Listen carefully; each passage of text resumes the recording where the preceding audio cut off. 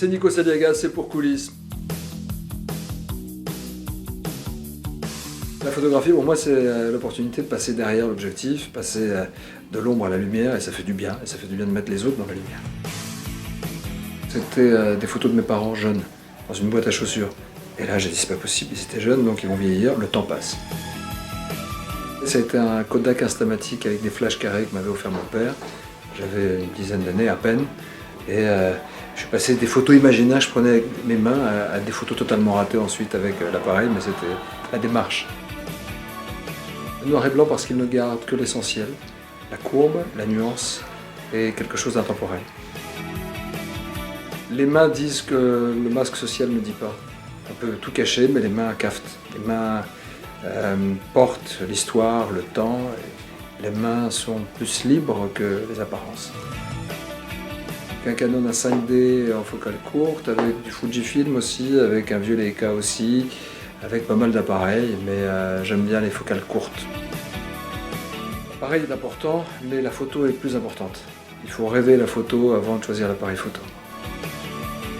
Bien sûr, les photos au téléphone peuvent être d'excellentes photos, de grands photographes ou des artistes ont fait des photos avec un smartphone. Il m'arrive d'en faire aussi de temps en temps, mais c'est pas tellement la photo qui compte, c'est la démarche dans le cadre qui est intéressante. Et quand tu fais ton réglage, c'est encore plus fort que d'avoir un réglage tout fait avec un smartphone.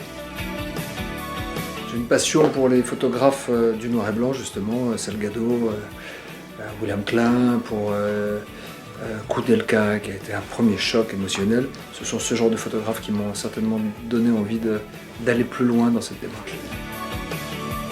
Je suis très fier d'un portrait de mon père. Il y en a eu deux en fait, un où il rigole comme il n'a jamais rigolé de sa vie, et un autre où on le voit de dos et qui observe l'horizon. Et c'était un rendez-vous intime avec mon père que je n'avais pas eu en dehors de la photographie.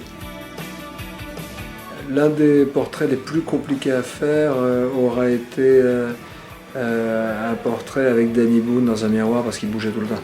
J'ai dit mais arrête de bouger, puis tout des trucs comme ça. Et c'était bien. Je rêve de photographier les mains du pontife, du souverain pontife. Les mains d'un homme de Dieu, photographier le pape, voilà, comme ça, pour l'histoire. J'aurais adoré photographier Nina Simone, ou Nelson Mandela, par exemple. Des gens dont l'âme était puissante et profonde. Je lui dirais de suivre son instinct. Je sais que ça a l'air un peu facile, mais non. C'est l'instinct qui te pousse à rentrer dans une démarche photographique, à observer le monde et à prendre des photos même sans appareil photo. Ça commence là.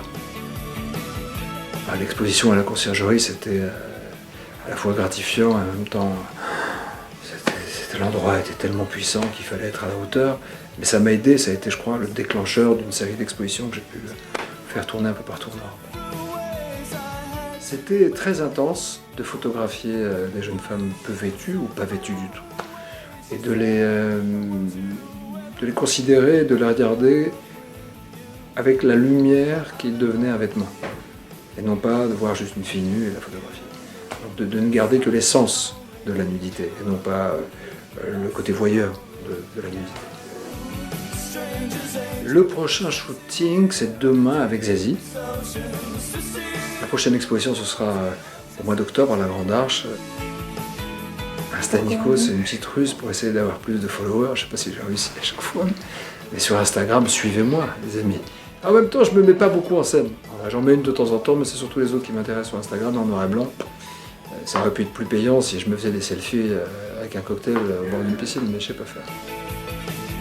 Je prends l'appareil, je sors dans la rue, je ne chasse pas, j'attends. Le temps photographique est intéressant. C'est tellement à l'opposé de mon autre vie à la télévision ou à la radio, et c'est quelque chose de thérapeutique. Je te dis mon nom ? Nico Saliagas, janvier 2017, l'Obs. C'est drôle de faire sa propre citation, mais c'est la vérité. Parce que je prends mon appareil et j'ai l'impression que des ailes poussent automatiquement dans mon dos et je m'envole et je veux raconter d'autres histoires. J'en ai besoin. J'ai besoin d'observer le monde, j'ai besoin de prendre le temps de croire même au hasard, à la coïncidence, à la rencontre destinée. J'attends. Parfois, je me mets dans un coin sur la terrasse d'un café et je regarde. Qu'est-ce qui t'attend ? Je ne sais pas, mais mon appareil photo le sait.